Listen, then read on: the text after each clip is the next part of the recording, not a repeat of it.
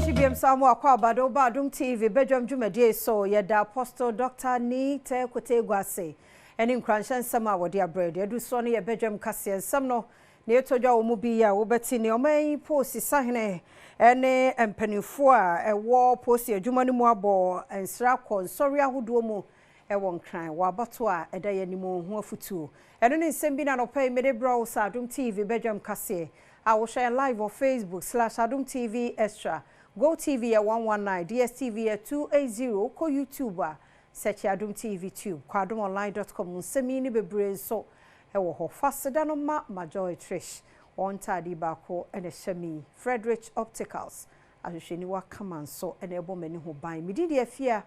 amankwa tamaklo. Afia ni di mienti said and semni chiremu etie.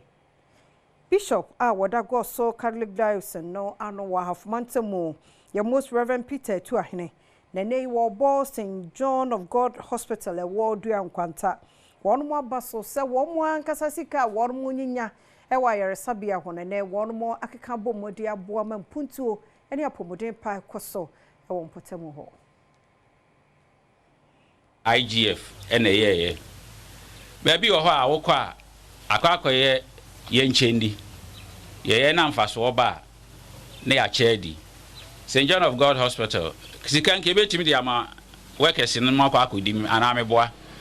enso ye pese establishment no kwa animu nti no yesi momo ye fa bi nsie na ye fa mie hospital no mu osande nsemfufo sei etudwa eye maintenance Ghana fo nyina ye wosa yare no ye besi dan ni sisi a ye besi ni fefe so nanso afi emfie mienu uduru ha na busa se edai we ni ebebia no no se paint ni efufu a na aye cream enye cream so a na aye se de ye nsuo aye wo Ghana yi unhu se milo color se de ben color na wo dan no ni nyina ne se emudodo na ye ntimi mfa dan ho abra ye mfa ye nsen kotwi ye ntimi nyina ho abra ye ntare edan obi kura ya na ode ne nan na ode asi ho se obewie na ne mpabo ato na wo dan no ho medical practitioner waye penny kwanchefo so the New Crystal Hospital Dr. Wisdom Mama Blackto ene wode tudwa se wo mo ye ankrankra ayarsabia no taxes ekuom pa se den ko mpese wo ye adwuma no eto ama adwuma no ye kura no enya kono tax na say no na nka be kwa kusi hospitals any ayi e say dey provide hospitals provide say dey na buying asaka buying be no enti anka buying more say okay adwuma na mo ye no enti anka bi say taxes no anka betimi ayi fi ho na equipment ye dey bay equipment fidie ni point fi China any Europe anka beba no edu high duty no almost averagely about 20%. And so the nyina be ka ho ama for equipment yintimi importing equipment no ebu ha na equipment old one wo dia repairs enye safe so enti anka ban behwe especially health sector no taxes no so the ometimi ama incentives no omo me nyina aka se mpa John Mahama say 24 obema incentives alaji ba omia so ama promises but cinema can politicians promises the omuma de bia but akadium be yo no Enochino NDC parliamentary candidate Watama Central Abaton Pesano eso ebi bright e to just say we understand our responsibility to support you by making sure that healthcare education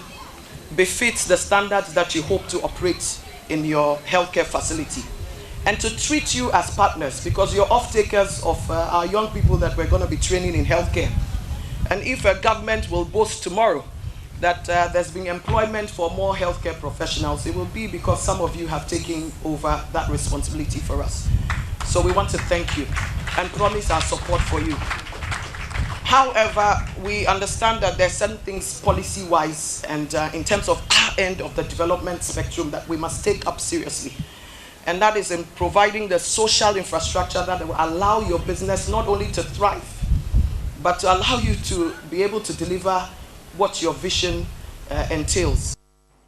Adom TV Badwam Kasiano so na Central Regional Exams Coordinator the Ghana National Tailors and Dressmakers Association Ayura Year Comfortama ɔde adesrɛ na ɛto aban ne awofoɔ ne ahwɛfoɔ nyinaa nim sɛ wɔn ma no wɔn kɔntete amia no no wɔn wie ti yɛ ti bɔnom ne ade a wɔn wie pɔn wɔn ho a yɛmma wɔn dwetire bi na wɔn anso ɛmfa nhyɛ wɔ adwuma no mu na ɔnyɛ adwuma sɛnse wɔn bɛwie akyi ɔde wɔn kɔ akɔto bɛrima so bɛrima no so ɔmfa nkyɛ ɔkwa ɔbɛyi su machine afei na nyinsɛn akɔba saa adeɛ no ɛna wɔsi atwa so no nsɛm ɛnie bɛwie na yɛbɛhu ane sɛ nkwalaa ne nam wobɛhu obi no na ɔfa adwuma ne nyɛ adwuma bebree na de si wɔ no afa pampan de si ne ti ɛnyɛ sɛ pampan ne nyɛ nanso ɔde na wakɔ so adwuma na bɛwie na ɔde pampan bɛsi wɔn ti ne fa bi fi awofoɔ ɛfa kɛseɛ na yɛne nkwalaa ne deɛ nkɔmmɔ bɛtɛ deɛ ɔmo kan ne sɛ ɛfa kɛseɛ ne fi awofoɔ sɛ wobɛhɛ a efie bi a na abaatan ɛwɔ mu na ɔmo kita enuanom bɛyɛ sɛ 4, 5, 6 akwalaa na kɔ so adwuma wie no ɛba sɛ akwalaa ne nyɛ adwuma no na maame wɔfa auntie sisters a wɔfie hɔ nyinaa yi ɔmo nneɛma agye akɔma akwalaa na sɛbesɛbe line ne sika koraa na sɛ ahoma sika ɛsɛ yɛde ka ahoma akwalaa no de yɛ adwuma no mfa nyɛ nti wɔn sɛ mma akwalaa no ɔmo kɔn no sɛ ɔmo yɛ adwuma no nti ne yɛbɛsrɛ awofoɔ no wode wobɛsua adwuma deɛ na mmom no akwalaa ne nkɔsua adwuma na ɔpɔm adeɛ a wotua ka nti yɛbɛsrɛ wɔn akwalaa ne pɔn ne ho a sɛ na ɔpɔm adeɛ wɔ abɔnten ɛne agye 200 cedis a ɛyɛ ɔba no woma no 150 a ana say 100 cedis akwala no etinya poma no no so ne nsa akona no na no si yepa na titre ni awoda Ghana National Tailors and Dressmakers Association ne fe wo ojobi ano Apostle Robert Afreku enso de sansemi to dwa obi de star kraba se ye yusu calendar bio obi aba star no e wo ne phone so eno nti adesua ni na nso se e wo net nti mi she obi bia nkran se afi na wapon ho se empo we ye madam a wo mu dada adesua ye nsua enwie tabre na abre na no mi she nuanom tailor for ene obi bia opam ade se yambo ye homode se yebesua de e wo internet na ye nsem atumi ayede ama se ebia wo shop e wo ebia ba bia megine na obi fie wo wunimfa so a ompa ho mfa nkoma tailor bi owo benkum so Sashi akontomra mrahye bedwani wo Western North Alex Jonamboa tete waye nyame so ade won mo awie wonsa no nyuma no wakoche won mo niema aposifo nso a wo boban wo mantam ne mo nso wakoma wo motorbikes say ye bo mo wie school e di binimu ko polyfaser ne kikan e pe adwuma e wo teaching cocoa board EPA ne the other sectors na akana na question is omo ntimi anto school so no ebe den no mo so atimi anya bibidi abobla nti me madwene se me bobbo anema no kakra se na be ya ye betimi dia support wo mo enye nen kwa na meye we kan ho a na me 7 years to 8 years am be DMP no ankola ma cho mo niema 2300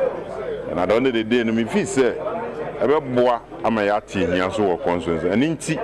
ene nema be hu enema hodo ene moto so area police for fire service and immigration for in which NPP regional organizer McDaniel Sinyame ebo mrashibi dwani aba so se watimi ede mpontunyuma ba wonkuru ni mu bia so manfo so yenyina ye nimsem yenim adwuma waye from hospitals eco schools in so sem se ye moa ye manfo mo munya adwuma sem eye sonko fa omo a a friend is almost person musu adwuma abanyuma bebre over thousands and hwemfidia ye de boa ne manfo se be ya nipa no se wanya abanyuma mpa o nsa no dwuma ono anka betumi de ahwe ne ho de ahwe na busua na ne ho ahenha no nti yewura tete ne waye na sonko ye sese afoforo hwe na omu nsua especially NDC MP so omo region mu a omagye the various constituencies aboso so a omo nya adwuma so bia Mayento so na asoye hwe chieftaincy ne religious affairs and enade our win traditional council no yama wonu mo tumi no ya wo mo ankasa edi wonu mo ho so a won paramount chief beye man tano kawa bembiam ya woto so emiensa jumade na Adom TV kase ko you as chiefs to understand the processes and procedures involved in resolving conflict through the adjudication and arbitration system and other alternative methods in resolving conflict that may arise in your traditional areas. You also need to understand the processes involved in allocating land, granting leases, and administration in general. Fasa adwumadi so edi mfihie numu a ohempom be ye manta no kwa obembu ye otosome ensa de tena konwa so na ekere hia se o ma asomdwie ene mpunto hia wo mo ne senti wo kyerekere mpuntonyuma ahodo bi amfie num ni watimi aye ewo nkuro no me and 12 our mind me ni bi iti ojase engwa ye bobo abo engwa boba iti ye kan council of elders wo bema me oti ye ngwanu ye baba ye father Monsignor Samoa online wa enwadi to aya ye de ele bi atebia ndiesie bia mo ben ye kosiesie mpontuo koso ya mema nwi che ye de na de chembia yo ba fiye wa ho ahibie bo miesi na ma ye wo fi che ye minia ye da ebie ma me ye ebie bo nana cement bag nu ahide cement bag abura ahide ne be fa be ba so ni jenganga ye fie bukaye mo onje che coach sky ofiye be it is a mo che project bi wo be che ma se bi wo telekami ye tieja Aminyina no so na Adom TV Badwam kase no ha na brema kwan na no pe ye de asie ya da so mre no wadaje kwaso na ne yentna na otwe foforo mu ni ya de mbon kranta no ne online stories na to aso ye nche kra be 2 minutes ye nkomra ne to aso